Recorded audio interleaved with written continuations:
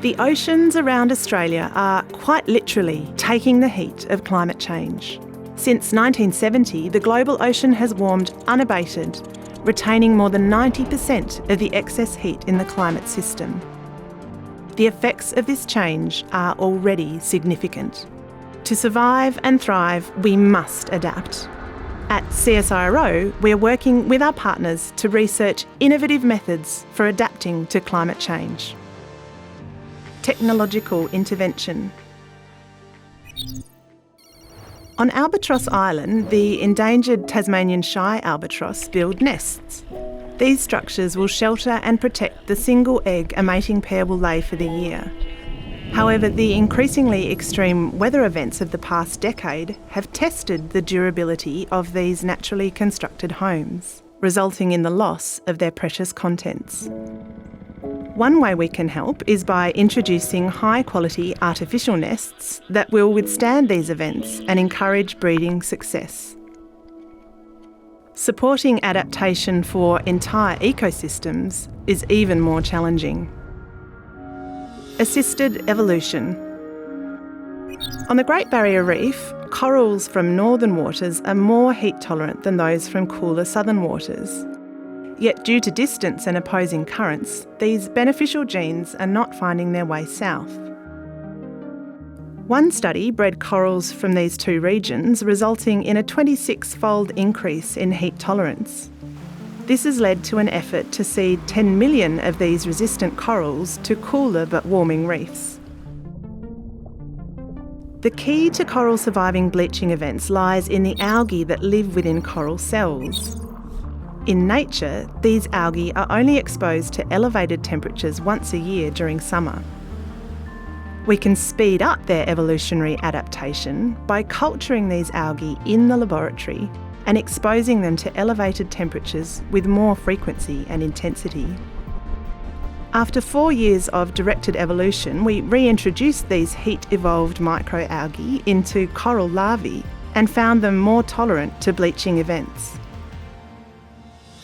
Forecasting. We are all increasingly familiar with the upward trending ocean temperature curves. But it's the wiggly bits that are of particular importance for planning and adaptation. The most extreme blips represent marine heatwaves, which are a window into future conditions. These events can potentially bring about devastation, not just for ecosystems, but for the industries and communities that rely on them. In December 2020, CSIRO used machine learning to predict a heatwave that subsequently occurred in the waters off Western Australia in January 2021. While the effects of this recent heatwave have not yet been observed, during a previous heatwave off Western Australia in 2011, water temperatures soared to 5 degrees above normal. Fisheries, including crabs, abalone and scallops, were devastated. Coral bleaching occurred from Ningaloo Reef to Shark Bay, along with widespread seagrass damage. With accurate models and predictions, we can give different users the ability to plan for these events. Fishers can forecast when stocks will be healthy or vulnerable. Conservationists can delay restoration efforts in seagrass meadows. And marine businesses can plan ahead to avoid costly disruptions.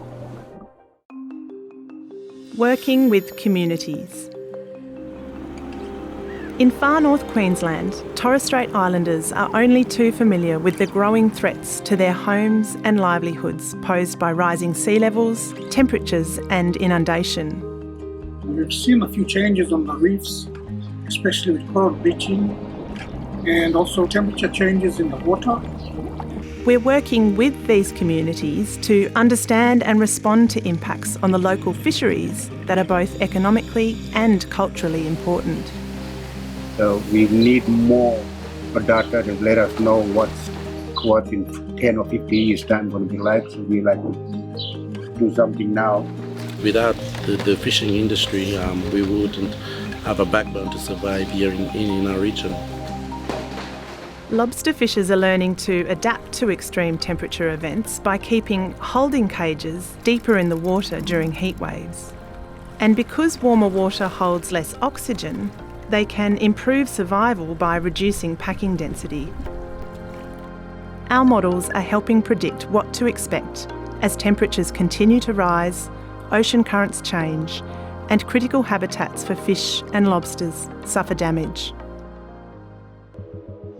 Why we need to adapt. When temperature spikes happen at the same time as a cyclone or a bushfire, the impacts for the economy and communities stack up. This is exactly what happened during Tasmania's summer of 2015 to 2016. A record-breaking drought increased fire threats in the highlands. Severe flooding affected the state's northeast, and an unprecedented marine heatwave caused the disease and death of shellfish and damaged kelp forests on the east coast. This string of events stretched emergency services, energy supplies, and the aquaculture and manufacturing industries. It even forced the state to lease diesel generators to mitigate disrupted energy production. The total economic cost to the state government was an estimated $445 million and cut Tasmania's anticipated economic growth by about half. The impacts of this severe weather weren't just limited to Tasmania. In northern Australia, the red-leg banana prawn fishery hit its lowest point ever. 3 years later, the effects were seen in the Torres Strait, where poor recruitment of lobsters meant the fishery had to close early for the first time in its history. Both fisheries subsequently recovered, but may be vulnerable if there are ongoing extreme events impacting them in coming years. Where we are going. We live in a world where extreme weather events are occurring with increased regularity and often at the same time as each other. With that come risks to food security, conservation, jobs, and our general well-being.